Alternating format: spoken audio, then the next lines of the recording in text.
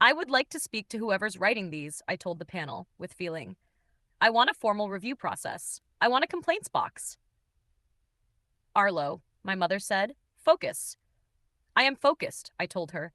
I am extremely focused on the fact that my two career options, as presented by the universe itself, are get headbutted by a goat for free or get thrown across a training yard by an angry rich boy for coin.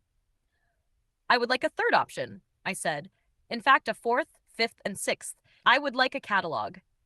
There was no catalog. There rarely is. I said yes, obviously, and I want you to understand that obviously was doing a great deal of work in that sentence. Because there were several perfectly sensible reasons to say no. Corwin's face, the last time I'd seen it, had suggested a young man with several private fantasies about my future, none of them kind. But we needed the coin, badly. In the unglamorous way most families in Thistlebrook Hollow needed coin. And beneath the fear, in a part of myself I was only just starting to get acquainted with, I was curious.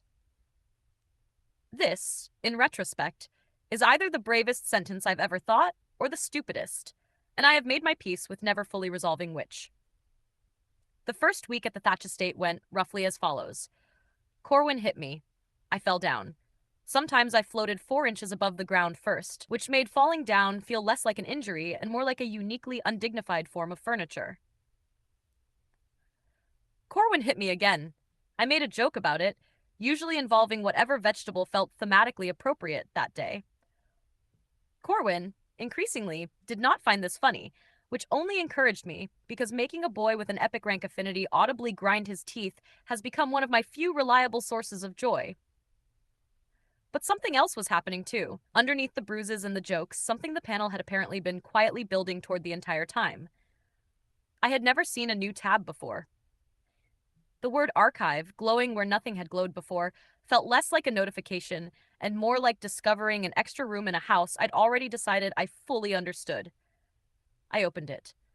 Radiant from Sasha Vale, Iron from Corwin Thatch, Frost from Pim Hadley, each one marked Mimicry Available.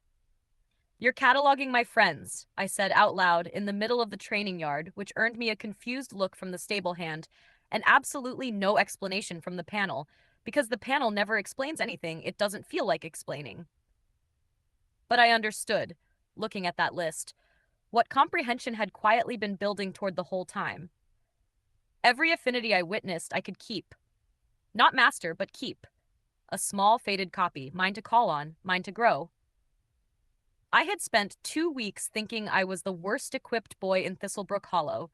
Standing in that yard, getting paid to be hit by a boy who hated me, I was starting to suspect I might actually be the only boy in the entire realm equipped for absolutely everything.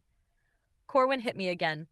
I floated, briefly, sideways, like a confused kite, the way I always did, and from somewhere underneath my own pain, I heard myself laugh. Do that again, I told him, grinning, bleeding slightly from the lip.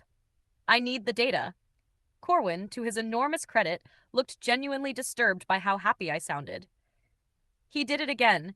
I wanted on the record that I did, eventually, need a great deal of medical attention that month. I wanted on the record equally that I have never once regretted asking.